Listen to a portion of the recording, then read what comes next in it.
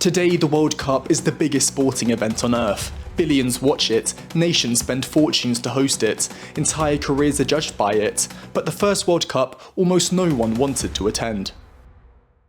In 1930, FIFA was trying to take control of football's biggest question: who actually is the best team in the world?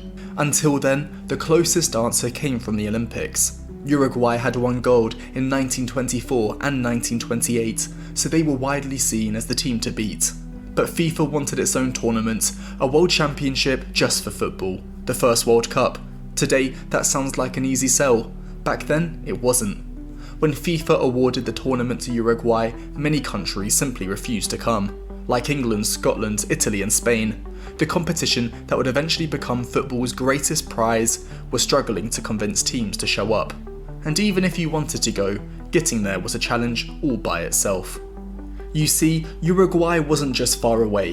In 1930, it may as well have been on another planet.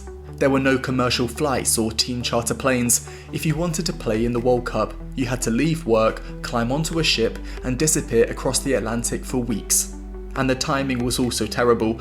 This was during the Great Depression. Money was tight, and most European football associations decided the journey wasn't worth it. FIFA President Jules Rimet had to personally persuade countries to participate. Eventually, only 4 European nations agreed: France, Belgium, Romania, and Yugoslavia. Egypt tried to join them, but a storm delayed their journey. Their connecting ship left without them, and Egypt quite literally missed the boat. So the first World Cup began with just 13 teams. Everyone else climbed aboard: players, referees, FIFA officials, even FIFA President Jules Rimet himself. They all boarded the SS Contiverdi for the 2-week journey across the Atlantic. The footballers trained by running laps around the deck. Romania's team only made the trip after intervention from King Carol II, who helped select the squad and made sure players still had jobs when they returned. And after all of that, after convincing teams to come, after crossing the Atlantic, they arrived in Uruguay to discover that the main stadium wasn't even finished.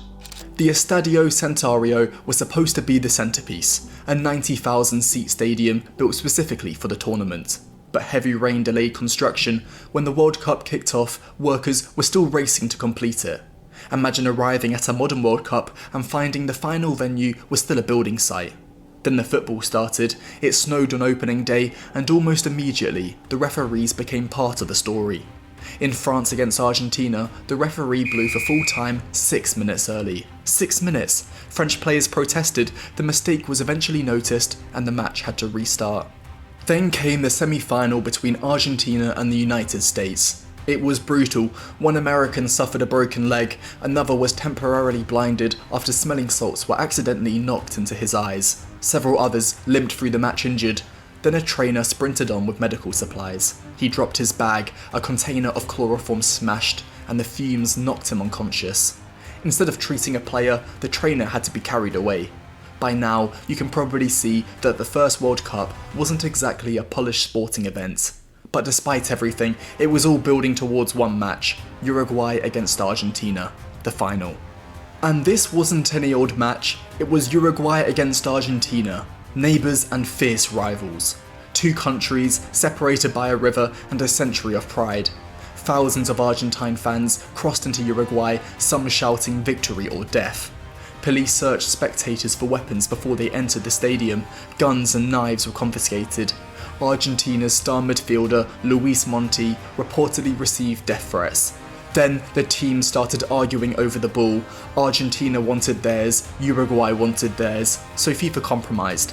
Argentina's ball in the first half, Uruguay's in the second. The first and only time a World Cup final was played with 2 different footballs. Even the referee was nervous. Belgian official John Lajeunesse demanded guarantees for his safety before taking charge. His most unusual demand had nothing to do with football. He wanted a boat waiting in Montevideo harbour, ready to leave immediately after the match, just in case the crowd turned violent. And then came perhaps the most unlikely player in the entire tournament, Hector Castro, who scored Uruguay's 4th goal, the goal that made them the first world champions. Castro had lost his right forearm in an accident as a child. Most people would have assumed that ended any dream of elite football. Instead, he scored in the World Cup final. Uruguay won 4-2. The first World Cup belonged to them. And somehow there was still one final story. On the journey home, Romanian player Alfred Eisenbeiser became ill. Rumours spread that he had died. Back home, friends mourned, his family mourned, his mother even organised a wake. Then Ferraru walked through the front door, alive. According to later accounts, his mother fainted, which feels like the perfect ending. Because nothing about the first World Cup felt real. It was unfinished stadiums, ocean voyages, royal interference, death threats, escape boats, and funerals for people who weren't even dead. The biggest sporting event on Earth began as a chaotic experiment that almost failed before it started. And yet, that's exactly what made it unforgettable. Thanks for watching, and I'll see you next time.